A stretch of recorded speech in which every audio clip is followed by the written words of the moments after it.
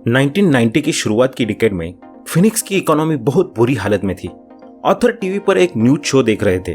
वहां एक financial planner बता रहा था कि हर महीने $100 बचाने से 40 सालों में आप भी करोड़पति बन सकते हो। तब ऑथर रॉबर्ट कियोसाकी मन ही मन में मुस्कुराए। वो कहते हैं कि मंथली एक फिक्स अमाउंट सेव करना एक अच्छी सोच है। यह एक ऐसा ऑप्शन है जिसे बहुत से लोग मान लेंगे, लेकिन प्रॉब्लम यह है कि ऐसा करके आदमी ये नहीं जान पाता कि उसके आसपास क्या घट रहा है। वो अपने पैसे की ज्यादा ग्रोथ की बहुत सी अपॉर्चुनिटीज का फायदा नहीं उठा पाता।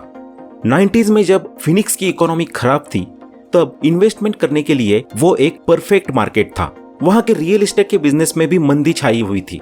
जिन घर की कीमत कभी $1 लाख थी, वो अब $75,000 में मिल रहे थे। ऑथर ने तब बैंक्रप्सी ऑफिस के चक्कर काटना शुरू किया था। वहां पे $75,000 का वो घर $20,000 तक खरीदा जा सकता था। ऐसा ही एक ऑफर ऑथर को मिला। ऑथर के सारे पैसे पहले से ही प्रॉपर्टीज और स्टॉक्स में इन्वेस्ट किए जा चुके थे, तो इस अपॉर्चुनिटी को ग्रैब करने के लिए ऑथर ने अपने दोस्त से $2,000 90 दिन के लिए $200 के इंटरेस्ट पर उधार लिए। ऑथर ने वकील को $2,000 का चेक दे दिया। जब कॉन्ट्रैक्ट की प्रोसेस चल रही थी, तब ऑथर ने न्यूज़पेपर में एडवर्टाइज दी कि $75,000 का घर सिर्फ $65,000 में बिकाऊ है और किसी डाउन पेमेंट की भी जरूरत नहीं है। बहुत से लोग जो इन्वेस्टमेंट करना चाहते थे, उनके लिए ये एक अच्छी डील थी, क्योंकि ऑलरेडी उस घर की कीमत $1 लाख थी, जो कि इतना सस्ता मिल रहा था। ऑथर को इस डील के लिए बहुत से लोगों के फोन आए।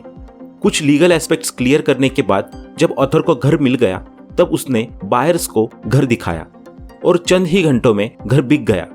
ऑथर ने इसके लिए $2,500 की प्रोसेसिंग फी चार्ज की, जो बायर ने खुशी खुशी दे दी। बाद में ऑथर ने अपने दोस्त से लिए हुए $2,000 $200 के इंटरेस्ट के साथ दे दिए। वो खुश था, घर खरीदने वाला खुश था, वकील खुश था और ऑथर भी ऑब्वियसली खुश थे। रिसेशन में ऑथर ने इस तरह की 6 डील्स क्लोज की, जबकि उनका पैसा पहले से ही प्रॉपर्टीज और स्टॉक्स में फंसा हुआ था। अपने फाइनेंशियल आईक्यू से किस तरह पैसा बनाया जा सकता है, ये इसका बहुत अच्छा एग्जाम्पल है। ऑथर कहते हैं, हम में बहुत सारी पॉसिबिलिटीज होती है। नेचर ने हमें बहुत से गिफ्ट दिए हैं, लेकिन जो चीज हमें पीछे धकेलती है वो है सेल्फ डाउट। हम टेक्निकली वीक है इसलिए पीछे नहीं रहते, हम पीछे रहते हैं तो कॉन्फिडेंस की कमी से। एक बार जब हम स्कूल कॉलेज के बाहर आते हैं, तब बाहर की दुनिया में आपके स्कूल और कॉलेज के नंबर से ज्यादा इंपॉर्टेंट चीजों की जरूरत होती है। इसे गट्स, ब्रेवरी, चालाकी, करेज, कंसिस्टेंसी, इन जैसे नामों से जाना जाता है। आगे ऑथर कहते हैं कि मैंने ये भी जाना कि बहुत से लोग पैसे के मामलों में सेफ खेलना पसंद करते हैं। वो हमेशा ये सवाल पूछते रहते हैं, रिस्क क्यों ले, अपने फाइनेंशियल आईक्यू को डेवलप क्यों किया जाए, मैं पैसों की समझ को क्यों डेवलप करूं। और ऑथर जवाब देते हैं कि सिर्फ इसलिए ताकि आपके पास ज्यादा ऑप्शंस हो, क्योंकि अगर आप ऐसा करते हो तो आप ज्यादा अमीर हो जाएंगे। 300 साल पहले जमीन ही संपत्ति थी, इसलिए जिसके पास जमीन थी उसके पास एसेट्स ज्यादा थे। फिर आई फैक्ट्रियां और फिर प्रोडक्शन शुरू हुआ और बिजनेसमैन के पास संपत्ति आ गई। आज का जमाना इंफॉर्मेशन का है, इसलिए जिसके पास जितनी ज्यादा और जल्दी इंफॉर्मेशन आती है वो अमीर हो जाता है। प्रॉब्लम यह है कि इंफॉर्मेशन दुनिया भर में लाइट की स्पीड से चल रही है। चेंजेस ज्यादा तेजी से हो रहे हैं। इसमें नए करोड़पतियों की संख्या बढ़ती जाएगी और कुछ लोग पीछे भी छूट जाएंगे। इंफॉर्मेशन के इस दौर में पैसा मिनटों में बन जाता है।